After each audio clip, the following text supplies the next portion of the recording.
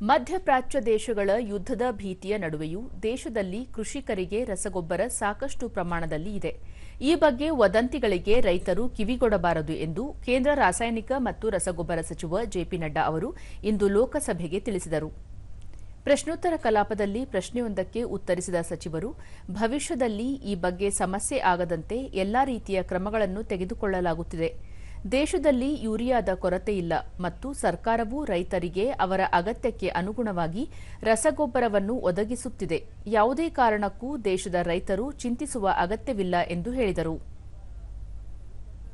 से बातचीत की है और मैंने सबको कहा है कि ये जो बेटे नहीं बोलते, ये जो पैनिक क्रिएट किया जा रहा है, इस पैनिक की कोई आवश्यकता नहीं है.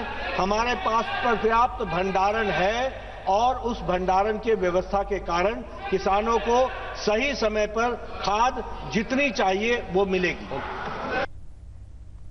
ರಸಗೊಬ್ಬರಗಳ ಕುರಿತ ಇನ್ನೊಂದು ಪ್ರಶ್ನೆಗೆ ಉತ್ತರಿಸಿದ ಸಚಿವ ಜೆಪಿ ನಡ್ಡಾ, ಪ್ರಧಾನಿ ನರೇಂದ್ರ ಮೋದಿ ನೇತೃತ್ವದಲ್ಲಿ ಜಾಗತಿಕ ಒಪ್ಪಂದಗಳ ಮೂಲಕ ಭಾರತವು 86 ಲಕ್ಷ ಟನ್ ರಸಗೊಬ್ಬರಗಳನ್ನು ಪಡೆದುಕೊಂಡಿದೆ. ದೇಶೀಯ ರಂಜಕ ಮತ್ತು ಪೊಟ್ಯಾಷಿಯಂ ಉತ್ಪಾದನೆಯು 211 ಲಕ್ಷ ಮೆಟ್ರಿಕ್ ಟನ್ಗೆ ಏರಿಕೆಯಾಗಿದೆ. ರಸಗೊಬ್ಬರಗಳು ಮತ್ತು ಕಚ್ಚಾ ಸಾಮಗ್ರಿಗಳಿಗಾಗಿ ಬೃಹತ್ ದೀರ್ಘಾವಧಿಯ ಆಮದು ಒಪ್ಪಂದಗಳನ್ನು ನಡೆಸಲಾಗಿದೆ. ಸೌದಿ ಅರೇಬಿಯಾ, ರಷ್ಯಾ ಮತ್ತು ಮೊರೊಕೊ ಜೊತೆಗೆ ಜಾಗತಿಕ ಒಪ್ಪಂದ ಮಾಡಿಕೊಳ್ಳಲಾಗಿದೆ ಎಂದರು. ಭಾರತವು ವಿಶ್ವದಲ್ಲೇ ಅತ್ಯಂತ ಕಡಿಮೆ ಬೆಲೆಗೆ ರೈತರಿಗೆ ಯೂರಿಯಾವನ್ನು ಒದಗಿಸುತ್ತಿದೆ. ಅಂತಾರಾಷ್ಟ್ರೀಯ ಮಟ್ಟದಲ್ಲಿ ರಸಗೊಬ್ಬರ ಬೆಲೆ ಹೆಚ್ಚಾದಾಗ ರೈತರಿಗೆ ಕಡಿಮೆ ಬೆಲೆಗೆ ರಸಗೊಬ್ಬರ ಲಭ್ಯವಾಗುವಂತೆ ಕೇಂದ್ರ ಸರ್ಕಾರ ಸಬ್ಸಿಡಿಗಳನ್ನು ನೀಡಿದೆ ಎಂದು ಹೇಳಿದರು.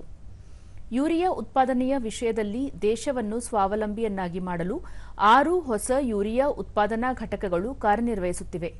ಈ ಘಟಕಗಳಲ್ಲಿ 76 ಲಕ್ಷ 20 ಸಾವಿರ ಮೆಟ್ರಿಕ್ ಟನ್ ಯೂರಿಯಾ ಉತ್ಪಾದಿಸಲಾಗುತ್ತಿದೆ ಎಂದು ಸಚಿವ ಜೆಪಿ ನಡ್ಡಾ ಮಾಹಿತಿ ನೀಡಿದರು. APIs are produced here in India. Here also I would like to say that we have also gone for anti-dumping safeguards by the DGTR. And the good news is that 190 plus APIs are now being manufactured domestically for the first time. And for the first time, sulfadiazine, penicillin G, clovinic acid and para-aminophenol, all these, here we are going for a gradually decrease the import and increase the domestic production.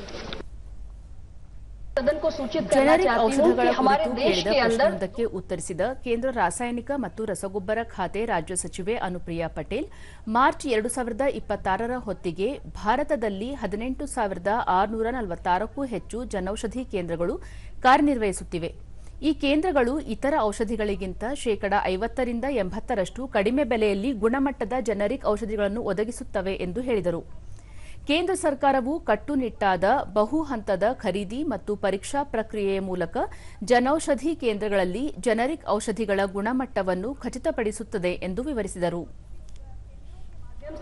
38,000 crore रुपए का बचत हुई है, उनकी जेब से होने वाले खर्च में कटौती हुई है. तो लगातार हमारी कोशिश है कि ज्यादा से ज्यादा दवाएं देश के कोने कोने में कम दामों पर हम देश के आम नागरिक को उपलब्ध करा सकें.